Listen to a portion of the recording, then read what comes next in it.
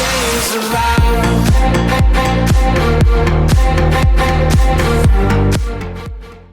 Hello and welcome to the Tottenham America channel. Today we will be previewing Tottenham Hotspur versus Sporting Lisbon in the Champions League, as this is almost a must-win game for Tottenham Hotspur to get through to the next stage of the UEFA Champions League. This match will be on Wednesday, October 26th, 2022 at 3 p.m. Eastern Time, which is 12 noon on the West Coast. It is the fifth round of the UEFA Champions League Group D group stage. It will be a home game for Tottenham at the Tottenham Hotspur Stadium in London. The referee will be Danny Makele of Netherlands, and you can watch this match in the US on Paramount Plus. Let's run through recent form real quick. For Tottenham, after a run of 4 games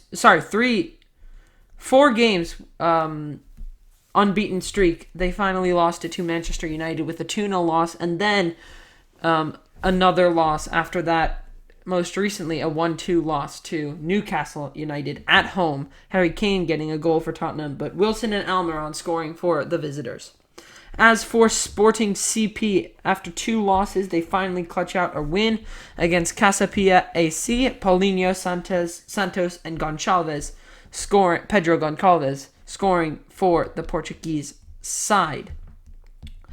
How this looks for the Champions League table. So Tottenham sit in first place on 7 points, 4 games played, 2 wins, 1 draw, 1 loss. We're 1 point ahead of Sporting CP, who sit in third, tied on points with Marseille on 6 points. 4 games played, 2 wins, 2 losses. So that is how the Champions League Group D group stage table looks going into this match. Now moving on to team news for Spurs. It's been the same 2 players out, with an addition of 2 new players who have just recently gotten injured. So Kulusevski and Richarlison have both been out. Kulusevski with the muscle injury and Richarlison with the calf injury.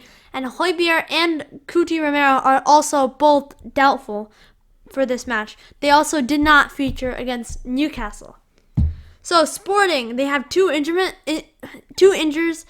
injured players and 2 players suspended. So they have Branganka, who is out with a ligament injury, Neto, which is out with the knee injury, and Goncalves and Esgaio are both suspended. And that is how team news wraps up for this Champions League fixture. Let's continue now into our projected lineup, which is really a makeshift lineup that we made, right? Pretty much almost the same lineup against Newcastle United, except Perisic comes in for Sessegnon. Sessegnon did not have the best of performances against Newcastle. Had a lot of chances. Crosses went wayward, though. So we have Lloris in goal, back 3, Sanchez, Dyer, Davies. Also, Longley out for Davies for some rotation. Perisic, Emerson are our wingbacks. Same midfield, Bentancur, Skip, Bissouma, and of course, up top, Kane and Son. This lineup you could see it was clicking against Newcastle, but in the second half, things just didn't work with our wingbacks, and in the first half we clicked very well. We were making chances. In like the first 2 minutes of the game, Son ran through the midfield and he had a great opportunity. We tested the goalkeeper in like the first 2 minutes of the game against Newcastle, which was great. Hugo Lloris is a bit shaky coming after his last 2 performances and our losses. Manchester United was a good performance, but against Newcastle, he was definitely a little shaky. That first goal that we conceded should have been a foul, I think, because Callum Wilson kind of ran into Lloris. I wouldn't say it's a foul. It's more like a collision. If you look at it back, it doesn't really look like a foul because it's not that hard of a collision. Callum Wilson isn't intentionally going for him. It's more like a collision. In my opinion, I think the second goal is more of a mistake.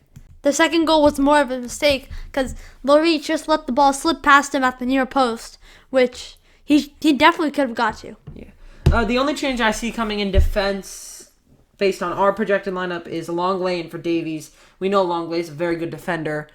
Ben Davies has, I know rotation exists, but like this is a big must-win game for the Champions League. Yeah. So Davies in for Longley. Or Longley in for Davies. Or It could, or Longley could just keep his place. Yeah, true. Because, Davies didn't play well against Manchester United. Longley had an okay performance, so neither of them are doing well. Our whole defense is a complete shambles. Yeah. Our whole defense is a complete mess. We need to rotate, so I would say Ben Davies is a better shout. When it's a vital game like this, I think Longley, you have to put him in. Even if he played 80 minutes on the weekend. He's kind of vital.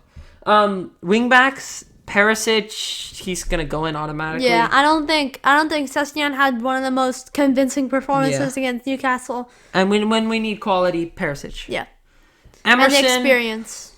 This is like the most pick the least bad player because Doherty hasn't been great. Spence, we have no idea because he's on the bench the whole game. Emerson is the only one that's gonna really play at right wing back. Our team is completely fallen out without Kulusevski. Kulusevski could have played right wing back. Yeah, Kulusevski is our gem. He's our priceless gem. We can't afford to lose him again after this. Yeah. Bentancur had the game of his life against Newcastle. Yeah, he was definitely man of the match for us. Now, the only question is if he can link up better with Skip and Bissouma. Because they're our only midfielders right now. Højbjerg's injured. So Skip and Bissouma have to play. I have to say, Bissouma and Skip both had great individual performances, but they were not linking up as well. I would say Skip was linking up pretty well. Bissouma was playing very defensive, though. That's the problem, and that's why Højbjerg and Bentancur are so good, because they understand each other. They link with each other so well that when we put in two new midfielders, you see the difference. You can't put Højbjerg with Bissouma or Bentancur with Bissouma. I think a better shot would be Bissouma and Skip if we did two in midfield. We can't. Have to do three here. Yeah, we can't. There's no other way. I mean, we were going confident into this. We have so much squad depth, but now we lost those crucial players. Yeah. Bissouma's not turning up. Which is a problem. Huge problem. It's not really that he's not turning up. It's the communication. He's not fitting into the system now. Yeah. Skip has just played his first full game since January. I mean, so he did I don't pretty. blame him. He didn't do too bad. Yeah. And then up top, Kane scored a goal against Newcastle, took it well. And then Son's on a bit of a duck right now. Really needs to get back to his scoring form. I mean, although Son had a great performance against Newcastle. He's not going to find his form in a front two. Because he's just not built like a front two. He's built to be the left side of a front three. Kulusevski. One thing against Newcastle, Bentancur was pushing up on the right side a lot. Almost, not really as a right mid winger, but almost like an attack, more offensive right midfielder there. Yeah, I guess you could say. Yeah. Instead of a right center mid, he's more of a right mid. Yeah. The position that when we played a 4-2-3-1, the position that Bergwijn would play, Bale would play. Yeah. Now the only question here is, would Lucas Moura, just for a position change, start so that we're not so congested in midfield like we saw against Manchester United? Would Lucas Moura start just to relieve that pressure? Because we know he has a defensive work rate. We're completely scrapped of options with Richarlison injured, Højbjerg injured, Romero injured, and who's the other guy? Richarlison injured. So we're scrapped of any alternative. So we have to use, the only option would be to use Moura. Or bring Perisic up to a wing position and leave Ryan Sessegnon at wing back. But then I feel like we would almost have to play a Skip Bissouma midfield. Yeah. Which I don't think dropping Bentancur is a good idea. It's worth it, yeah. Because he's been so good. But we could play Skip Bentancur. We could see how that works. That could happen, yeah. That could happen. But really, it's all up to Conte, isn't it? But this Indeed, it is. What's your score prediction? My score prediction, I think Spurs will just about get the job done with a 3-2 win. I'm going to say a 1-1 draw. Sporting are missing a huge player in, what's his name? Goncalves, who's suspended.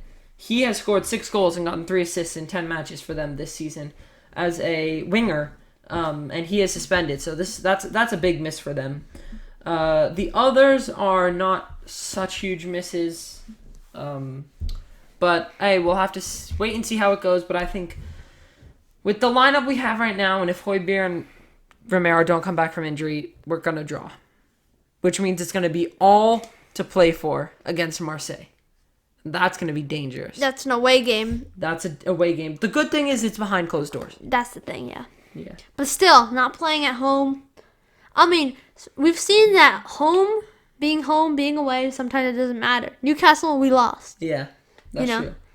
But then, like, Marseille, their fans are ridiculous. So not having their fans at their stadium because they're doing closed doors. That will... Marseille are probably used to all their fans there. Yeah. And cheering them on and everything, but they're not going to be there.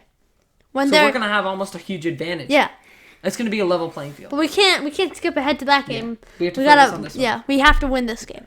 But that's it for our preview for Tottenham Hotspur versus Sporting. If you enjoyed, make sure you smash the subscribe button, hit the like button. If you enjoy our content, comment down below what your score prediction is. And until next time. Come on, you Spurs!